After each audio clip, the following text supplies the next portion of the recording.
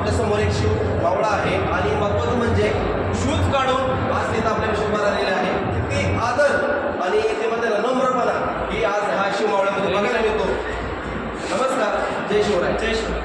आज तुम्ही मूवीज बघायला आला तर तुम्हाला मला समज तुम्हाला तिकीट मिळालं नाही, काय हरकत नाही आहे, तुम्ही शिवगर्जना मानणार आहे तर जय शिवराय. आज ते कदम